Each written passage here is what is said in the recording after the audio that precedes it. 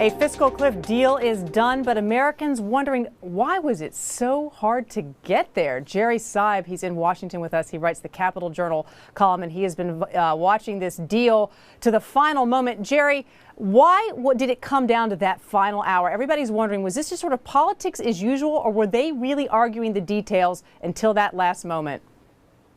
Well, look, it was hard because everything's hard in Washington right now. I think that's the backdrop of this. And I understand to most people, they look at this situation that it doesn't make any sense at all. Why does everything have to be so hard? Why does everything go to the very end? Well, I think there are a couple of structural reasons. One is just the basic polarization of Washington, and not just Washington, the country as well. You've got red states that are much more red and blue states that are much more blue than they used to be. And you have a situation right now in which the two parties are in a strange position vis-a-vis each other. They're very evenly divided in power across the country, but very far apart ideologically. And that makes Washington a very hard place to govern under any circumstances. And in this case, I think it was particularly hard because both sides knew that in this fiscal cliff deficit-cutting deal, some important precedents were being set. If the Republicans agreed, as they did, to increase at least any tax rates, then they were changing the conversation from whether tax rates should be increased to which tax rates and how many should be increased. And that's a big precedent. And for the Democrats, they knew that if they gave in on entitlements, if President Obama said, as he did somewhere along the way, that he was willing to see benefits reduced for Social Security recipients over time, then they were setting a precedent too, in which they would be saying, yes, we can cut entitlement spending not just by reducing the cost of the programs, but by reducing what beneficiaries receive. And those are really important precedents. Tensions flaring in the final days and hours leading up to this, Jerry, and there was, reportedly House Speaker John Boehner had some choice words for Senate Majority Leader Harry Reid outside the Oval Office. Can you shed some light on that for us?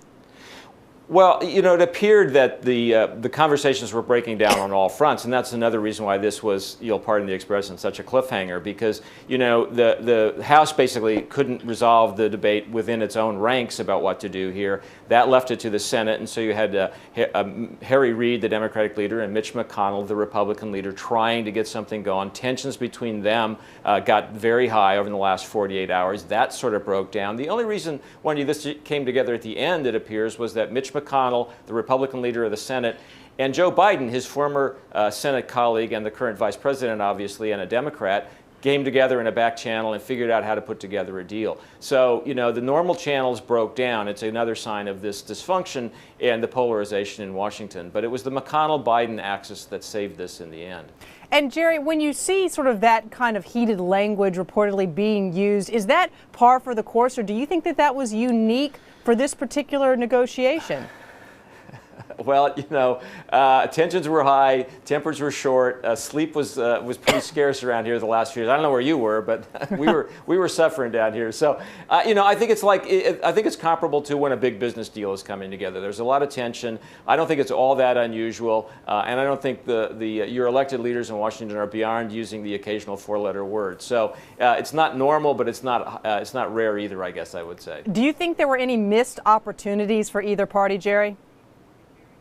Well, look, on the one hand, I kind of think this was the best deal that this Washington could muster right now. So on that level, I suppose it was the best either side could hope for. I think Democrats certainly think they lost some opportunities here. There certainly is a feeling in the Democratic Party that President Obama, by giving in on tax rates, in other words, he wanted to raise taxes for everybody making over $250,000 a year. In the end, he let that go up to $450,000 a year. I think a lot of Democrats think he gave away too much in doing that he had more leverage. He could have stuck to his guns.